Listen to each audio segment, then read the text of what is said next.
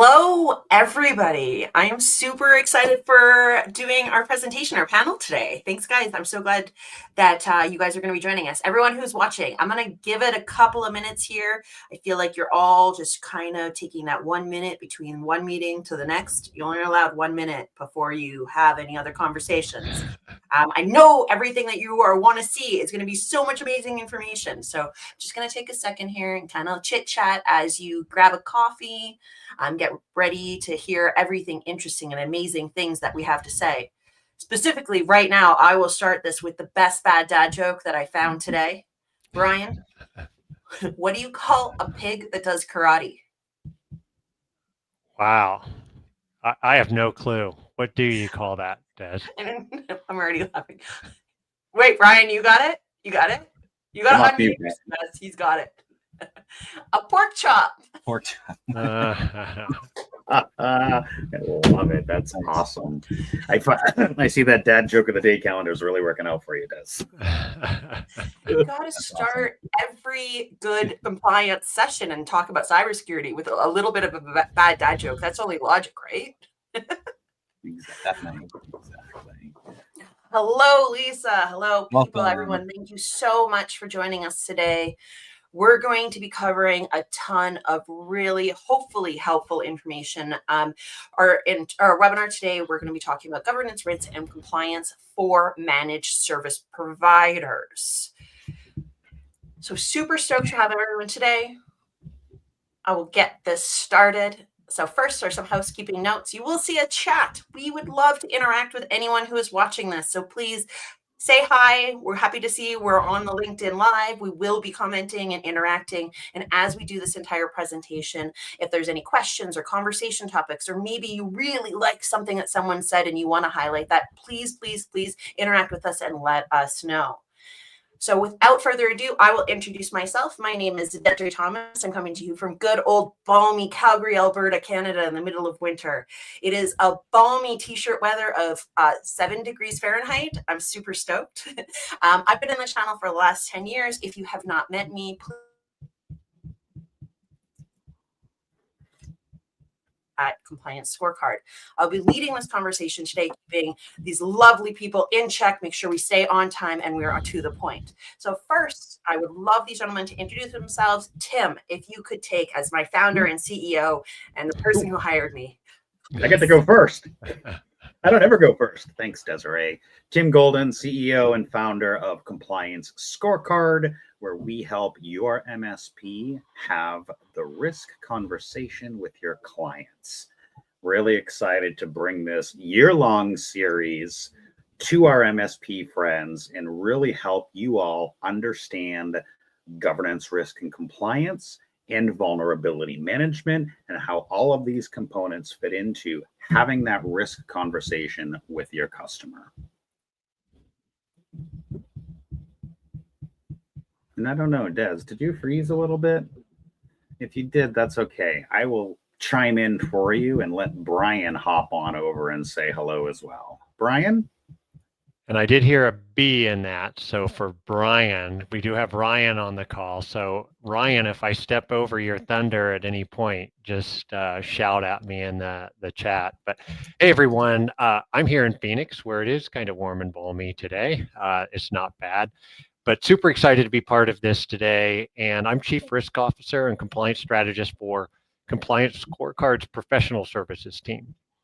So my journey into GRC, and I think it's important for the perspective here, isn't theoretical. It's been battle tested across the MSP space, as well as like high stakes security operations and real world compliance challenges.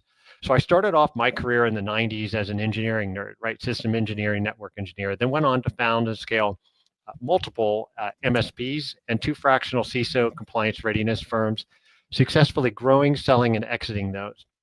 And most importantly, I think, is learning firsthand what it takes to turn IT, and we're going to be talking about this today, but what it takes to turn IT and compliance services, right, into a business growth engine. But I wanted to go deeper, so moved into the world of GRC, serving as a full-time CISO for a company that processed $50 billion a year of online transactions. That's a wild ride. And since then, you can do, which is just a testament to a growth mindset. And I've led over 30 SOC 2 engagements, over 20 ISO 27001 certs, multiple state ramp and FedRAMP efforts, and a long list of CMMC, long and growing list, I should say, of CMMC readiness engagements.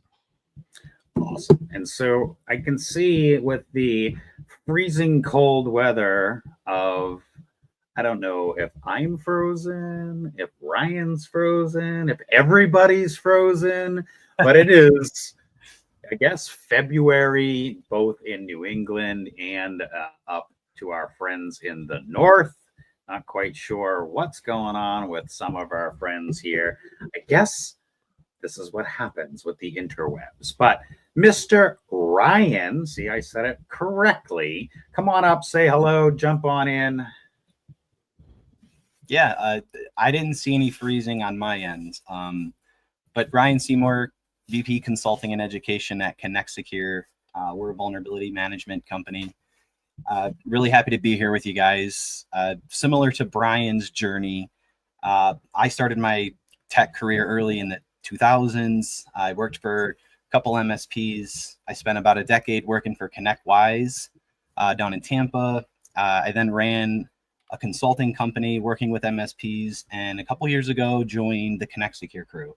So I have been through a lot of the journeys with the MSPs, going from the traditional break fix through the MSP journey. And I think now the most recent transition as we see MSPs evolving more into the cybersecurity side of the world and AI. So really happy to be here as part of the journey with you guys. Located here in Southeast Michigan. So it is a cool 26 degrees here. We got about six inches of snow last night. Maybe we're lucky we've got the fiber lines buried here, so we're not really getting much latency in terms of that. So no issues on that front. But happy to be here with everybody. Looking forward to the series with Tim and Brian, the crew here. These guys got a ton of wisdom, ton of experience. I think collectively we represent, well over 60 or 70 years worth of experience here. So should be a really awesome series. Tim mentioned this is going all year. So our plan is to do these sessions every couple of weeks. We've got a full plan in place to drive some value, drive some education, and hopefully everyone will walk away here with some golden nuggets. I know that I've learned from talking to these gentlemen, as well as the community. We want this to be open-ended. So we love the partners that are here, taking time out of your days and out of your businesses to be with us, to get involved in the conversations with us. We want to hear from you guys. We want to drive the content that makes sense. So again, happy to be here and look forward to working and speaking on behalf of all the partners. All righty. So it looks like our fearless leader and Desiree is having some internet connectivity issues. So hopefully as it must be super cold in Canada, right? Maybe that maple syrup and clogging up the lines, who the heck knows? But we can press on. I will try to MC. I don't know. I have some pretty big shoes to fill with Desiree, but we have a few scenarios as an MSP that you might run into. But before we dig into that, I'm just going to toss a question out there at a very high level. And I'm going to pick on Brian B with the first on. Brian, what does governance, risk, and compliance mean to you?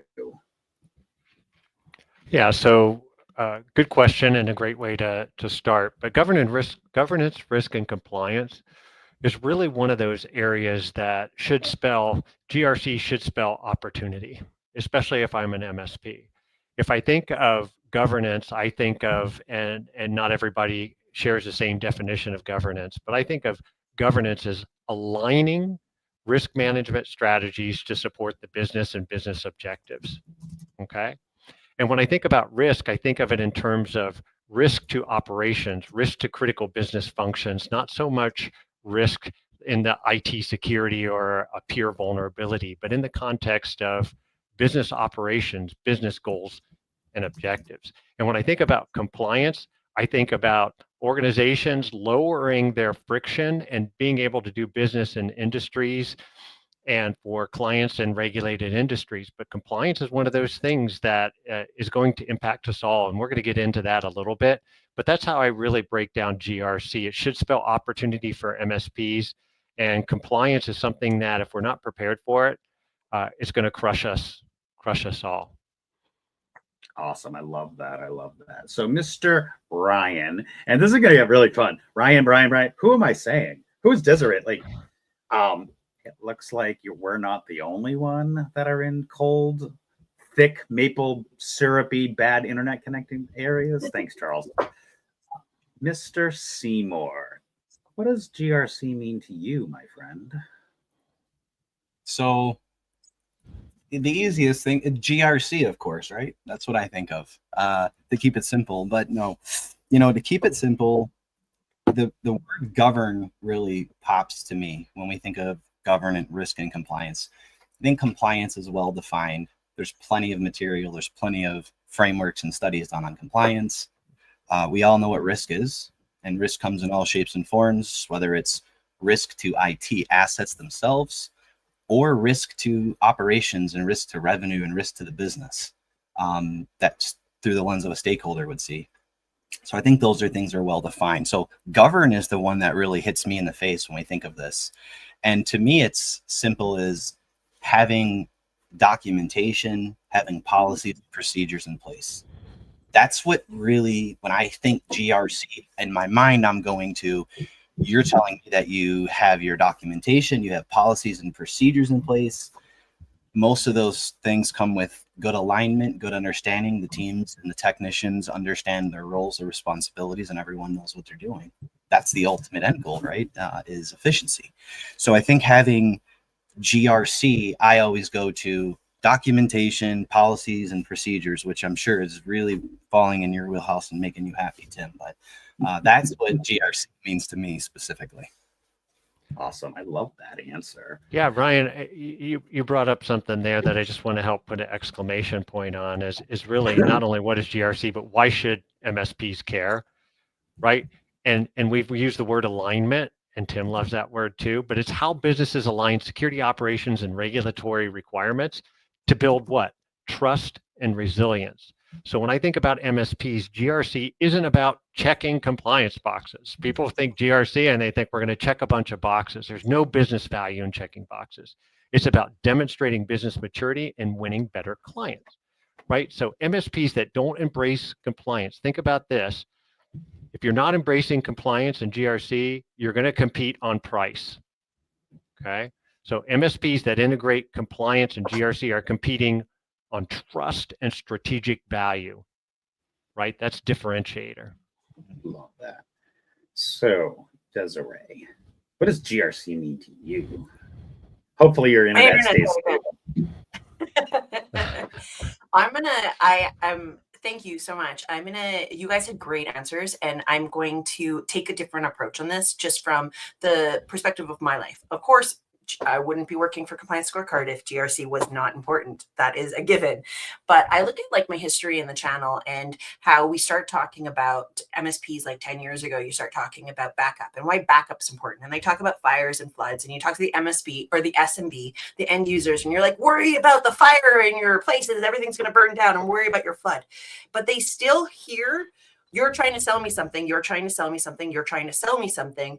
What's in it for me? And what I love about security and then following along lines when it comes to compliance, GRC, those conversations is because it helps the first conversation. We're talking about risk. You're talking to MSPs or both SMBs about what is the baseline risk you're willing to eat within your company. I like to use the storyline of a house. Do you want to buy a house? Yes, I want to own a house and live in a house. Do you want to live in a house with no doors and no windows? No, probably not. Do you want to live in a house with no doors and no windows in the middle of LA in a really bad neighborhood? No, probably not. But if you don't know where you start, you don't know if you're buying a house with no doors and no windows in the middle of LA. And so I find that GRC, governance, risk, this whole entire conversation helps from the very get-go. You're allowing and it's giving the SMBs an opportunity to have a proof point of the baseline of risk that they're willing to accept within their business and have that conversation. And then as a managed service provider, educating them, and this is the risk, but we need to stop through these steps. And then depending on, of course, the governance of where they are. But I love the whole idea that we're using the government to actually assign those rules in the first place and really help that conversation. I love that answer. So it's always good to like, because Brian and I, GRC nerds, Ryan in that deep vulnerability and business risk conversation, we tend to geek out. So it's always really great to have another voice of reason that doesn't dive into like, oh my God, I didn't think of like, I do want to buy a house, but I want it to have windows and doors. Maybe not in LA, but someplace nice. Maybe Tampa. So, but yeah, it's always great to have that sort of voice of reason. So, Des, that's a great answer. Thanks so much. I suppose I should give my definition since I kind of lived up. All right. So, what does GRC mean to me? It means having that risk conversation. What is risk? It could be anything. As Des mentioned, a house with no windows and doors in the middle of a bad area, probably not as high risk. Versus a house with billions of dollars of cash pouring out the windows and doors in a bad area, probably high risk. I'm going to circle back to what Ryan said, which is my favorite part, and that's the governance part. We don't talk a lot about that. The word compliance, pretty easy to understand. You have a thing, you need to follow it. Risk, kind of easy to understand. The house with the cash sitting in the middle of a war zone. But the govern part is really where I like to try to gravitate to because it's where I spent the last 20 years. And that always kind of comes back to documentation. MSPs spend a lot of time in the right of boom, which, by the way, we will be at next week. Come see Connect Secure and Compliance Scorecard at right of boom. Sorry, shameless plug. I look at the govern function of being left of boom, the be prepared side. The more you are prepared, the less risk of an impact when boom happens. So when I think of GRC, I think of the govern function, the let's get our house in order, let's have some stuff in place before the big thing happens and minimizing our risk barrier. Yeah, that's a great point, Tim. And I love the reference to right a boom, left a boom. And one of the things that I always like to just levitate towards is in those conversations, when you're on the left of the boom, the cost of things is a lot cheaper than the cost of things as they get to the right of the boom. Exponentially more expensive on the right hand side. Resources are not as are limited. Reputation is at risk. All kinds of bad starts occurring. So I think if you can load up on the left of the boom, get really good at governing and identifying and doing true asset management, it leads to less things on the right side of the boom. So great analogy and great timing, Tim, since I think we're a week away from there. So yeah, we are. No little shameless plugs here and there. Let me make sure. I'm going to just circle back real quick. This webinar series is not about shameless plugs for Connect Secure and Compliance Scorecard. It just happened to fall in gracefully. We really want this to be educational for you and the MSPs. So sorry that I slipped it in, but we're going to try to make sure that I don't slip those things in.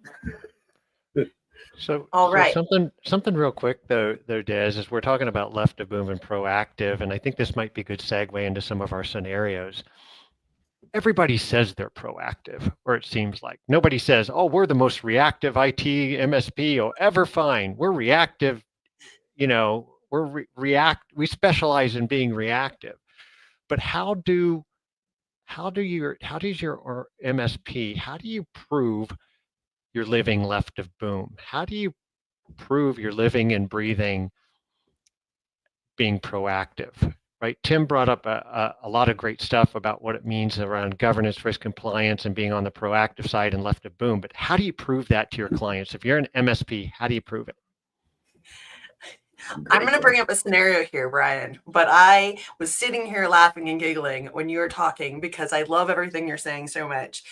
In my experience with the MSPs that I talk to, how do you prove you're left to boom?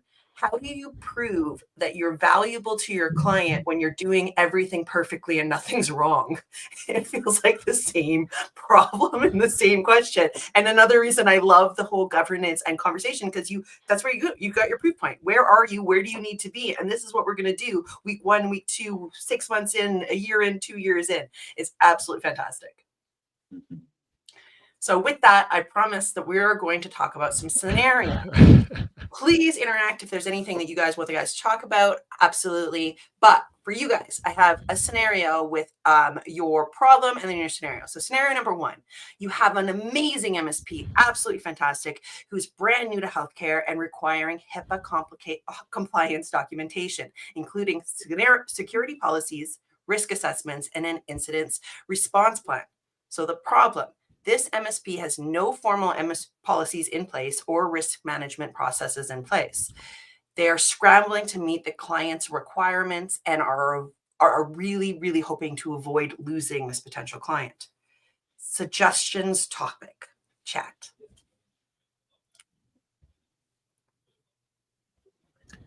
So, no formal policies. No risk management process, and are scrambling to meet the client's requirements from losing a contract. Brian, how many times a minute do we hear that? Yeah, it's the wake-up call that gets the conversation going, right? But the bottom line here is we were just talking about left to boom and being proactive. This specific MSP is reacting, right? This client just didn't all of a sudden have HIPAA requirements, right? They got a wake-up call. But right, the MSP isn't using compliance as a pre-sales differentiator, right? It's a post-sale panic, right? Is what's happening here. And Tim, to your point, these are calls we get that we talk about every day, right? It's, oh my gosh, it's XYZ compliance. My client came to me as the MSP. The stuff plugs in a wall. It says the word security. They called me and they expect me to be doing this already for them. Okay. So being proactive or being on, having compliance, GRC as a pre-sales differentiator, when that client's onboarded, perhaps in your onboarding, you understand what regulation or what type of data does this client work with, and what are the rules of the road? What are the regulations? What does the compliance landscape or ecosystem or environment look like for this specific client? So when I'm selling my security stuff as the MSP, I'm aligned and supporting the controls and whatever framework that is, right? So the MSP that is shocked by this really doesn't understand when they take on a client and digging in and doing the onboarding and understanding the data types and the relevant regulations. And I'll end with this too, and this will be a little nugget. But when you're onboarding a client, part of your initial risk assessment that you're doing is you want to understand what type of business your client is in and what type of contracts, agreements, and things they sign. Because there's flow down provisions oftentimes, and these should never be a surprise. The fact that they're a surprise means that there wasn't enough due diligence and due care upfront in the onboarding process to pay attention to the risk environment and the compliance and regulations that your client is subject to. Not only did you miss that, but you missed a ton of opportunity to connect all of your security stack to solving a business problem they have. And because you didn't do that, now it's turned into a post-sale panic. I don't know. There's something about this that Des, you want to chat a little bit about that? Or what that is? The HIPAA wall of shame. I just recently heard about this. I feel like one thing that I don't think anyone wants to be is on the HIPAA wall of shame for this specific.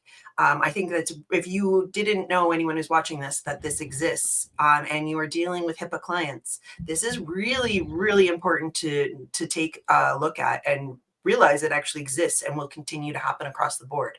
You can end up on the HIPAA wall of shame. And if you look up HIPAA wall of shame, that's where you will exist. And then Brian, I really liked your point, so I will talk to that. I was just going to mention it just to highlight it because I thought it was fantastic. I feel like you were mentioning there that policies are important. Creating policies at the very get-go with your client from step one in that onboarding will really help with this conversation. Can we take a moment though? I feel like when people hear policies, they just hear words on a page that sit on a shelf. And when you think policies are the rules of the road. And they're solid gold thing that you can build with your client up front to be proactive, right? We're talking about being proactive. These are the things that you can work with your clients and build these policies, because the policies establish the rules of road that reflect the tolerance of risk that your client has. Not only that, but you can hold your client accountable with policies. I love to do this all the time when we build policies, is you all hold hands with leadership team, your client, and say, yep, these policies are important. But when it comes time for your client to get their wallet out and spend money on this stuff, that's when things get weird. Wallets have to come out, people get weird. So if you can align the policies to match leadership intent, right, and risk tolerance, then when it comes time to sell your security stuff, you say, well, you need this asset management solution, or you need this continuous vulnerability scanning tool, right? Because you said vulnerability and patch management is important. We need to know what weaknesses we have so we can fix them, right? So we don't get, so bad things don't happen. You said that was important. Now you don't want to spend money on the vulnerability tool, scanning tool. Then I always fall on my sword. Go back to the client and hey, I got this wrong. I thought we said when we developed this policy that managing vulnerabilities in your environment was important, but I guess it's not. So we need to revise the policy. But policies are the rules of the road, and that exercise alone up front and onboarding with the client would have avoided this whole scenario one mess, because you'd already know. Nobody likes surprises, especially surprises like this. So, the name of the game: onboarding, due care, due diligence, alignment, and avoid this mess.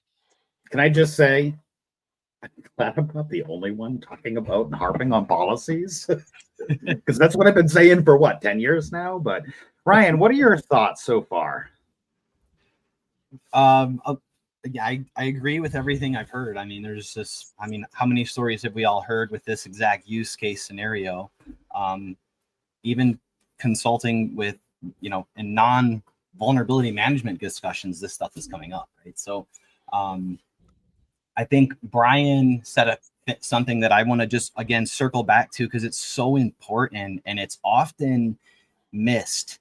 And all the consulting that I've done with MSPs, when we get into things, it feels like a lot of MSPs the first thing they do when they're onboarding customers or new clients or taking over a new client is they get into that tech right away.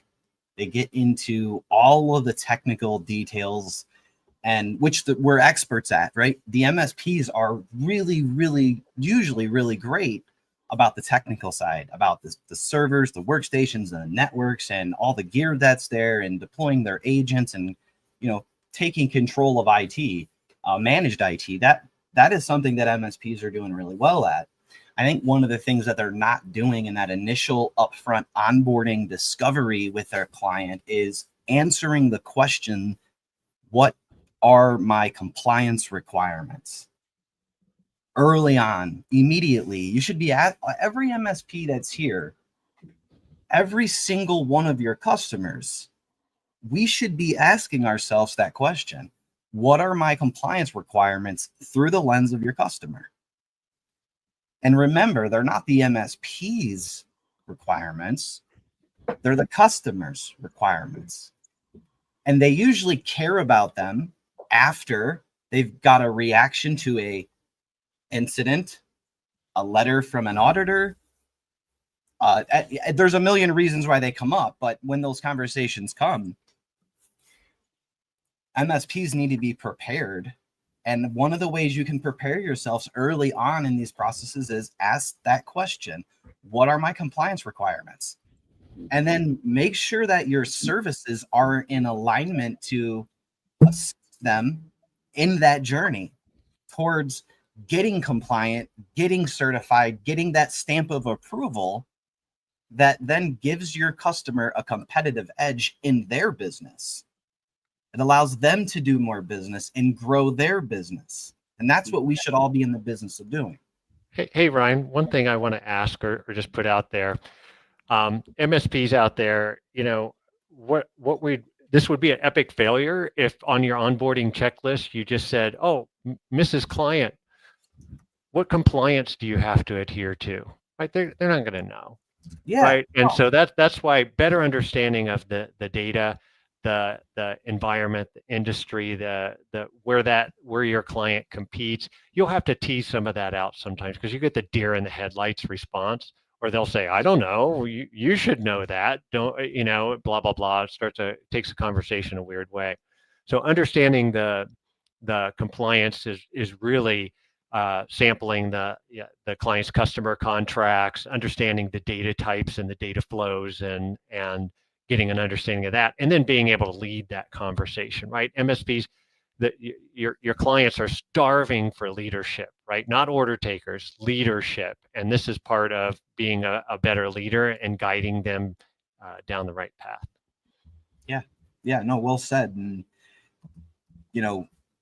don't be the deer in the headlights as the MSP when your customer comes to you and asks for these things, right? Be prepared. There's so much material out there available to all the MSPs on how to do these things. If you're not sure where to start, there's so much great resources out there. The community, the web, GRC platforms, of course.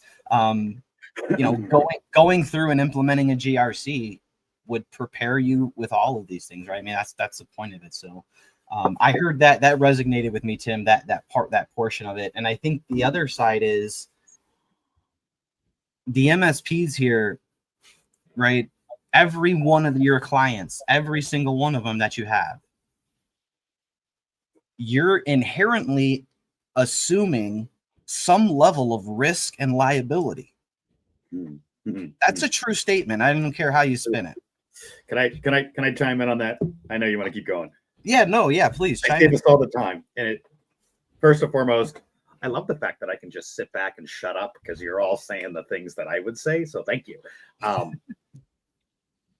This is the part that I want to hound on is maybe I should do it this way. As an MSP,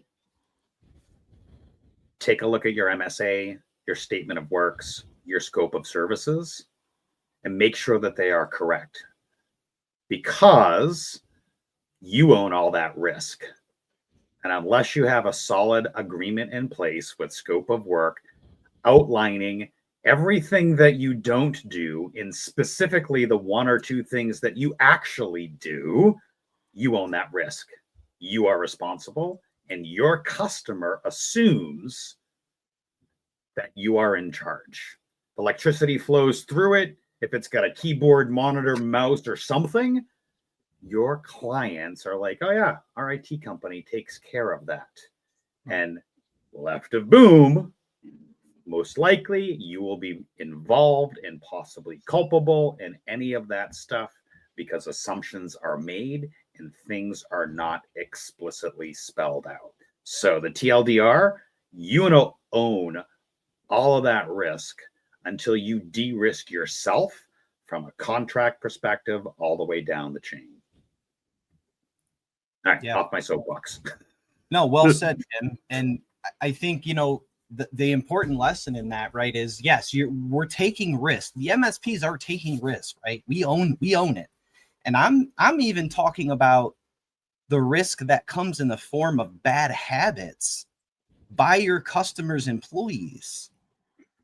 You're also taking some of that risk because they're bad habits that could lead to compromises there's a saying, crap rolls downhill, and the MSPs are at the bottom of that hill generally. We've all heard of the terror of supply chain attacks and supply chain incidents where MSPs are being involved because they're part of the system. So to Tim's point, I think there's two ways you need to de-risk yourself by providing the awareness, the services, and the customer doesn't want them. We get those sign-offs from them. They didn't want these services. We offered them, we told them, we made them aware. Customer didn't want to pay for it. Cool, press hard and sign here. I hold that. And the other side of that is the revenue side. So again, I go back to if you're an MSP and you're taking liability and risk, then you should also take the revenue that goes with it.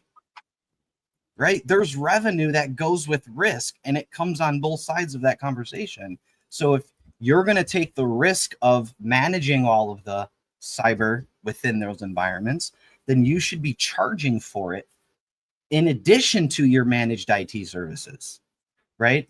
In addition to your managed IT services. So there's a lot to be had there. There's probably a lot to unpack in this all. And hopefully over the next number of weeks and sessions here, we'll start to unravel how to do this and eat the elephant, right? Because this is a very large, complex process as the layers are there. But if you peel it back down and get back to the basics, like identifying requirements, having policies, procedures, doing the correct documentation, going through those processes will put you in the proactive side of this, and you'll be well prepared as opposed to reacting when you're in jeopardy of losing a customer, losing a prospect. You said it earlier, GRC equals opportunity. If you're not prepared, then that's not an opportunity for you, but it will be for a competitor, right? So keep those things in mind. All of you guys have had really great talking points and have highlighted that to be compliant and to work with the client, to become compliant, to find the client, or to ask the client what compliance framework they need to be in. And something that you all kind of talk to is if you are, as an MSP, if an MSP doesn't already have those processes and understand in the first place, even coming at them, you need to be compliant. What does that even look like? So my question to you guys is, when you have an MSP, which we can face it, a lot of these MSPs are struggling from the zero to I have a client or a prospect who needs to be HIPAA compliant. What steps should they do from knowing that this conversation, if they want to continue in HIPAA or in medical, if they want to continue in these fields, what steps should they be doing within their business to help them go from being able to not answer those questions to being able to answer those questions proactively? How do you get from zero to compliance hero? Love that question. Brian, you want to talk about that first? Yeah, you start at home, right? And you start cleaning up your own house, because going on your own compliance journey or implementing your own GRC allows you firsthand wisdom and going down that path yourself. Okay, so there's no better wisdom than when you've gone on the journey yourself, built your own policies, supporting procedures, controls that you have in place, evidence that you can show that the controls are operational and effective. Going on that journey gives you wisdom. When you're talking to your client, you can say, oh, here's what you need to do, and we've done it ourselves, and here's some of the wisdom or stuff we wish we would have done differently or done right. You can implement those. Your clients resonate with that story too. So getting your own house in order, I think, is always the best place to start. MSPs learn from doing, right? Most of us are engineers. We like to have our hands dirty. We want to roll up our sleeves. We want to use the tool and use the thing and do all that work, right? And having gone on that journey gives you that education and that real world experience of gone down the path. And then also, there's something that's irritating to me, so I'm just going to say it. This concept of signing over risk ownership to your client. Hey, I tried to get you to do this thing. You're not doing this thing. And I need you to sign this piece of paper, which absolves me of all risk. I informed you and da, da, da. And that to me is, again, epic fail and how we operate. It's incumbent upon us in IT, and IT also means, security, compliance, it's all those things. So it's incumbent upon us to educate our clients in business context what the risk is. If our clients don't react to that, oftentimes it's because we did not educate them and inform them in a way that they could understand. So they don't want to spend the money to buy that tool or do that thing. Right? Of course they own the risk. They're accountable for the risk. It's their company, it's their organization, their stakeholders for it. And having them sign a piece of paper only absolves you so much. You still have to do, and Tim and Ryan both said it, and we're talking about getting your own house in order. If you can't exhibit something in the legal world called due care, that piece of paper that your client signed and that, Whoa. hey, they want to sell me, it's just, it's ludicrous and it won't hold up, right? You're going in the journey, Brian, gives you the wisdom. you did break up a wee bit, Brian, but I think we got the gist of Yeah. just because You you got the signed a piece gist. of paper. I just, no, due care. And part of due care is being proactive and building out this program for yourself and walking the walk, actually doing the stuff in there. And again, being able to productize that and have the conversation with your client is a whole lot more effective when you've gone on the journey and it's not just theory. So, like you are suggesting, what are the phrases? Drink your own champagne, eat your own cake, all the analogies. Well, I never want to provide a problem without a solution. So the solution in the GRC world is a risk register. Risk register assigns a specific risk, right? With what it is, MFA. They don't want to implement MFA in this system or this scope. Hey, I'm going to put that on the risk register. We all know it's there. We all know the business impact because we didn't do that. And here's what we're going to do to fix it. You're kicking the can to 2026. Okay, I don't recommend that, but we're going to put it on the risk register as a known risk. That's due care.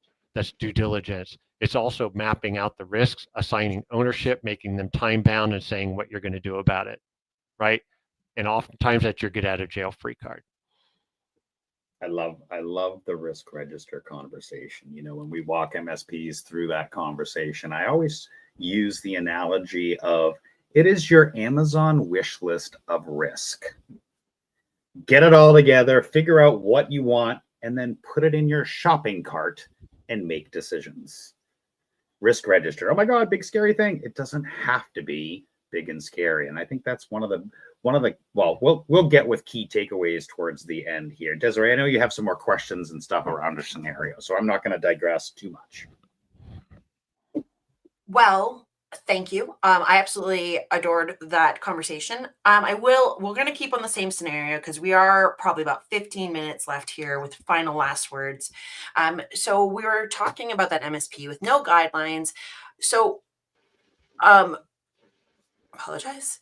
So how can this MSP take this and really, what immediate steps should they take to meet the compliance requirements?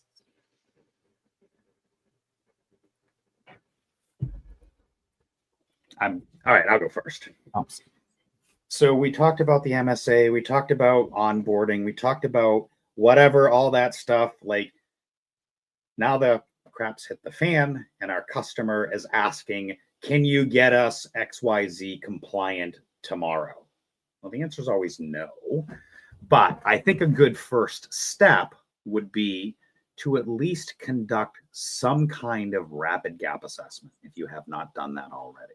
Some kind of thing like you would go to a doctor and say, hey, my knee hurts.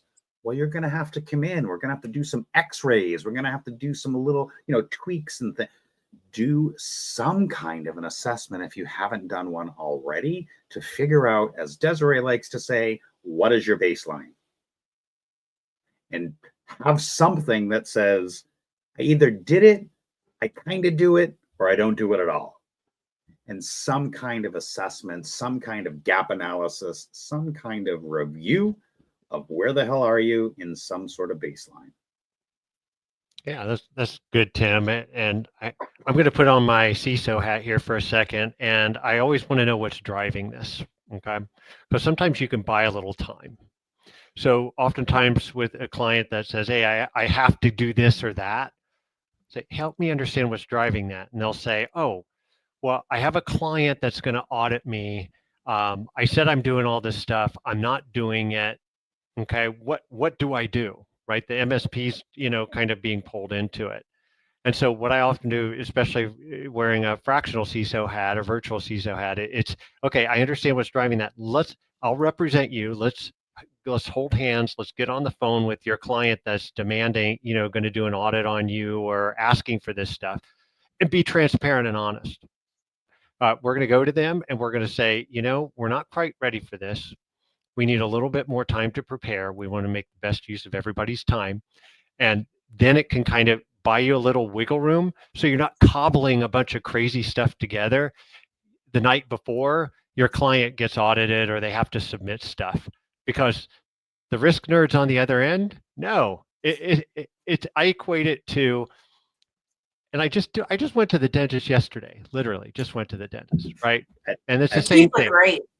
Yeah. If I don't brush and floss for the 364 days leading up to my annual appointment, but I brush and floss the night before and I go to my dentist the next day, you think they're going to know the difference between if I took care of my teeth all year or if I didn't and I just did it the night before? They're going to know the difference. Same thing goes with trying to rush and cobble a bunch of stuff together and throw it at the wall and see what sticks. If you can have a transparent conversation and lead your client through that, to get on the phone with them and say, hey, we're not ready for this. We need more time. We need 3 months.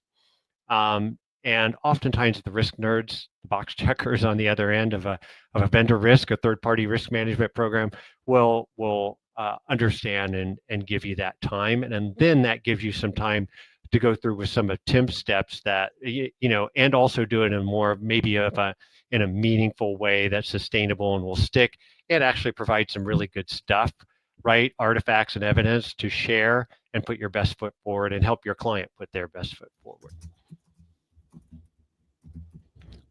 Ryan. Nice said. Yeah, so I go back to the beginning, and Brian, you kind of stole what I was thinking. So I'm gonna kind of dovetail off this, because I also, like, if I would have gotten a conversation like that, the answer would have been, I'm sorry, Mr. Customer, we're not in a position to do this. We need 3 months or longer, right? You need time. You're not just gonna flip a switch in a week and have this ready to go. It doesn't matter what you're doing. So with that said, I think what MSPs can do now, right now, to start preparing yourselves to be ready for any of those types of conversations that go beyond just HIPAA, that can extend into NIST, into ISO, into PCI, into all the alphabet soup that we're going to see come out in the next few years. I like to go back to the beginning and use the CIS controls as our baseline, and we look at our own house with those. Like Brian said, let's come back to the house. Let's get the house in order before I go tell a customer why they need to get compliant when we're not even compliant at our own company. That doesn't ever look good. Similar to like, hey, I'm going to go hire a personal trainer, right? And if I have a choice of 2 personal trainers and one of them is completely shredded in drinking water and the other one's out of shape in drinking a Coca-Cola, who do you think I'm going to choose for my personal trainer? Compliance, I feel, is the same way.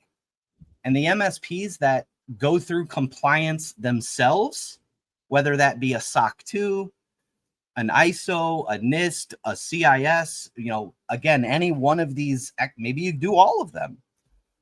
Those journeys that you go through give you the institutional knowledge that you have to have intelligent conversations about those things, because you'll know the answers, because when you live it, you don't forget.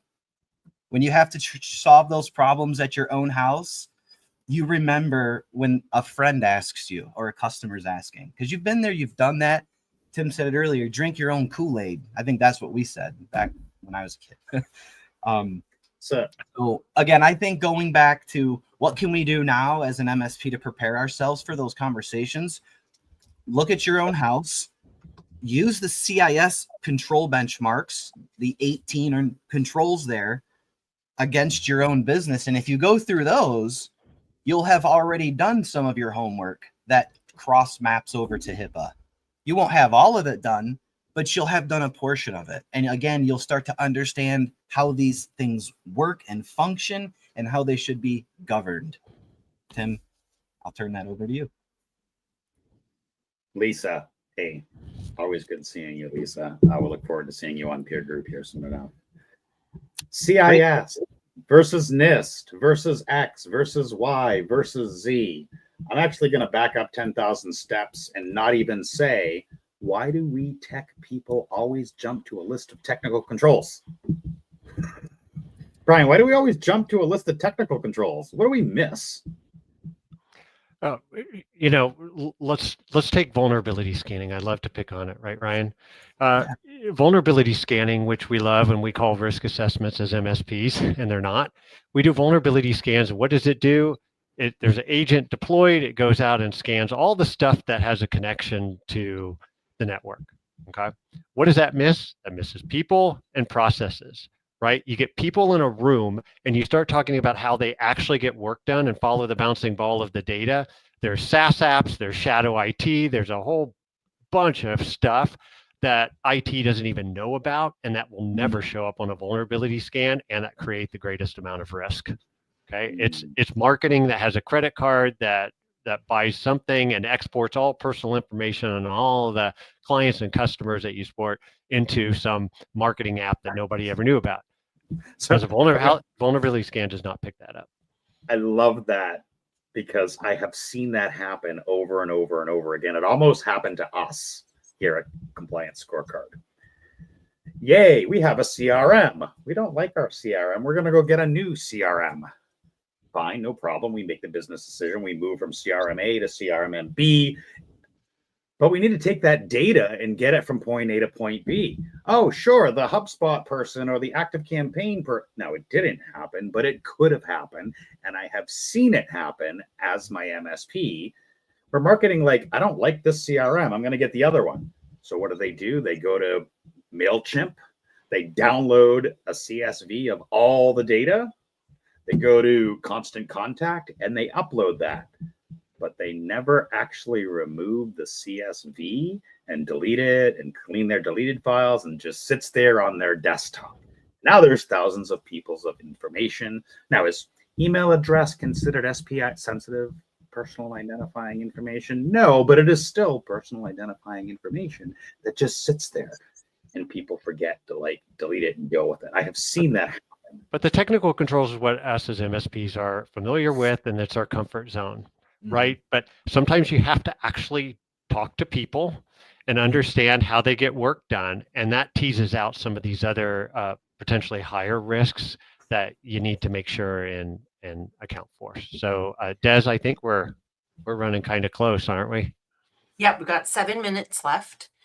I think if everyone agrees, this would be a great time for any final thoughts. And then, of course, as always, you can see us interacting on the chats there. So if there's any final questions, feel free to put those in as well. We also will have a takeaway that I'll talk to in just a minute. But I'm actually going to start with my final takeaways. But Tim changed everything in front of you. I'm going to start with my final takeaways just because I love everything that these guys were saying. And one of the baselines that I think that was really important there is they both talked about getting your house in order. And then it was mentioned in the chat, CIS or NIST and one of the important parts that I like to point out here or have a conversation. We look back over the last 10 years of the channel, and I recognize that MSPs generally are smaller. They're people who tech people who wanted to start a business. And then you spend 80 hours a week working for yourself. So you don't have to spend 40 hours a week working for somebody else. And that's the same for a good chunk of your clients. So that's a lot of time, a lot of effort. We after the last 10 years, where we look at some of the massive attacks that have happened, where it's caused a lot of stress. We took a look at where like backup happened and how those changes. And when I look at the picking a baseline, whether it be CIS or you see that GTIA is their trust mark. As an example, those were created because a lot of the CISOs across the industry, after those attacks happened, started looking at your guys' MSP businesses, saying that there's a huge amount of risk that you're sitting on. You're sitting on all of those hours and times that you chose to work on in your business instead of on your family and instead of on all of these other things. That's not just a financial commitment, that's a life commitment. And those can be gone in a minute. So the reason why these CISOs and all of these businesses are talking about getting your house in order and creating a baseline of security within your business is because it does start at home. It starts at your own risk, and picking one, whether it be just looking at CIS and being like, what are the top 10 policies, or reach out to me and Brian. And I'm Brian, I'm not volunteering telling you for anything, because clearly I'll just learn from you. And then, but create those policies within your business, reach out to us and figure out what your baseline of your business risk is. Because if you don't have that educated approach to your baseline, it's really hard to be able to sell that to your clients. Because if you don't believe in it, and you're the one who has lost all that time and spending all that time in your business, and you're growing your business, and I respect and I love all of those things, but how are you going to tell the client to do the same thing that you should do if you don't believe that you should do it as well? Anyways, those are my final thoughts. Please connect with me anywhere, and then I will hand it off to Tim for your final thoughts. Oh, I get to go next? All right. Sorry, Ryan. My final thoughts and key takeaways. Listen, compliance doesn't have to be hard. It doesn't have to be scary. It just kind of has to get done, right? And there's a process and a methodology to making that happen. And it all starts with the person. As an MSP, find a human in your MSP that is accountable, responsible, given the authority, and more importantly, given the time to put some effort into building out your own internal program for managing risk and managing compliance. If I could leave every MSP here with one big nugget, that is, give somebody in your MSP and empower them to take this work on.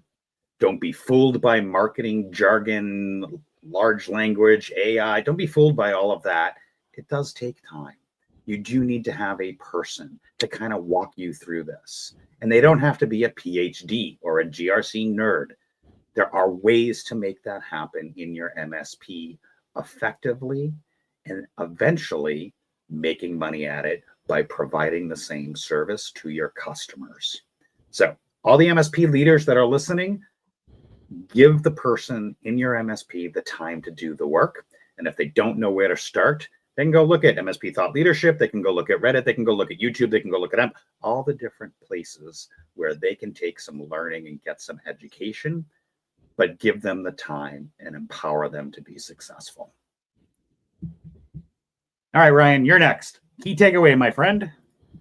Yeah, nicely said, Tim and Desiree. I'll keep it simple here. Again, I want to go back to that. Getting started on the journey is very simple. And I think the question that you all have to answer, all the MSP leaders here, if you haven't answered the question already for all of your customers, challenge your team to do this. Find that person that Tim was just speaking of, that has the authority, that has the alignment, that has the understanding, and answer that question. What are my customers' compliance requirements?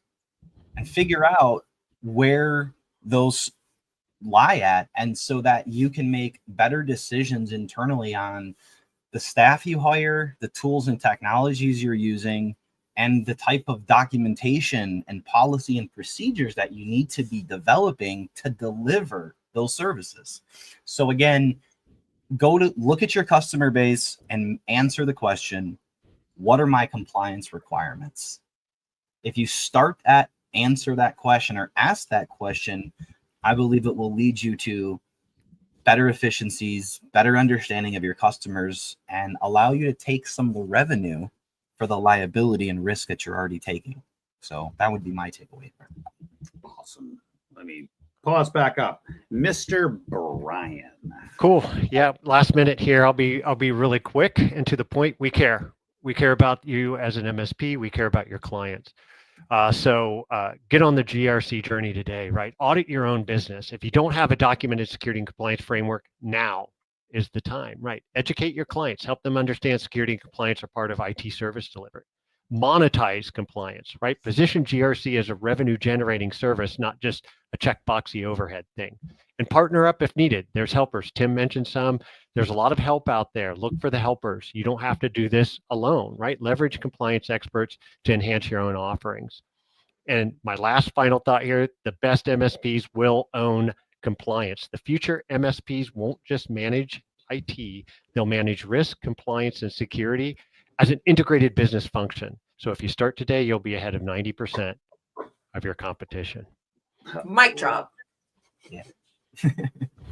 So last couple of seconds here, we forgot a couple of things. One of them being that we hope to provide a download, a thing for every session. So head on over to mspthoughtleadership.com. I know it's kind of a dorky domain name, but it works. Each session, there'll be guides to help you along the way. The next session is actually posted in chat. I'm working on trying to get us into Apple Podcasts so you can actually listen on the go or your favorite podcast, whatnot. Des, any last words before I kick us out? I think we're good. We're respecting the time. Thank you all so much for having us. Thank you for watching, and we look forward to seeing you next time. Well, Subscribe now.